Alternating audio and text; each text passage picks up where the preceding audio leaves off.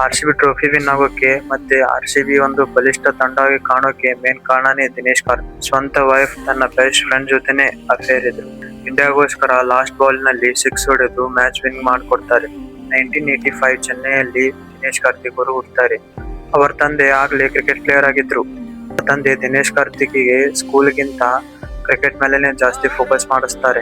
ದಿನೇಶ್ ಕಾರ್ತಿಕ್ ಚೆನ್ನಾಗಿ ಪ್ರಾಕ್ಟೀಸ್ ಮಾಡಿ ತಮಿಳುನಾಡು ಟೀಮ್ ಅಲ್ಲಿ ಸೆಲೆಕ್ಟ್ ಆಗ್ತಾರೆ. ಅದೇ ಟೀಮ್ ನಲ್ಲಿ ಕ್ಯಾಪ್ಟನ್ ಕೂಡ ಆಗ್ತಾರೆ. ಮತ್ತೆ ಅವರು ಮದ್ವೆನೂ ಆಗ್ತಾರೆ. ಇಂಡಿಯಾ ಟೀಮ್ ಅಲ್ಲಿ ಸೆಲೆಕ್ಟ್ ಆಗ್ತಾರೆ ಅಂತ ಅನ್ಕೊಂಡಿದ್ರು. ಆದ್ರೆ ಒಂದು ದಿನ ತಮ್ಮ ಹೆಂಡತಿ ದಿನೇಶ್ ಕಾರ್ತಿಕ್ ಅವರ ಬೆಸ್ಟ್ ಫ್ರೆಂಡ್ ಜೊತೆನೆ ರಿಲೇಶನ್ಶಿಪ್ ಅಲ್ಲಿ ಇದ್ದಿದ್ದು ಗೊತ್ತಾಗುತ್ತೆ.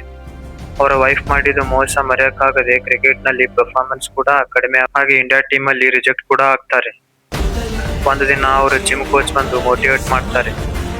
ಆ ದಿನದಿಂದ ಚೆನ್ನಾಗಿ ಪ್ರಾಕ್ಟೀಸ್ ಮಾಡಿ IPL ನಲ್ಲಿ ಚೆನ್ನಾಗಿ ಪರ್ಫಾರ್ಮೆನ್ಸ್ ಕೊಟ್ಟು ಇಂಡಿಯಾ ಟೀಮಿಗೆ ಸೆಲೆಕ್ಟ್ ಆಗ್ತಾರೆ. MS Dhoni next best wicket keeper ಕೂಡ ಆಗ್ತಾರೆ. ಆಮೇಲೆ ಇನ್ನೊಂದು ಮದುವೆ ಕೂಡ ಆಗ್ತಾರೆ. ಈ ಟೀಮ್ ಅಲ್ಲಿ 2022 ದಿಂದ 2025 ವರೆಗೂ ಆಡ್ತಾರೆ.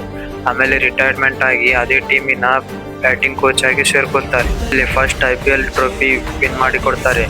RCB ಈಗ ಒಂದು ಬಲಿಷ್ಠವಾದ ತಂಡ ಕಾಣೋದಕ್ಕೆ ಮೇನ್ ಕಾರಣನೇ ದಿನೇಶ್ ಕಾರ್ತಿಕ್.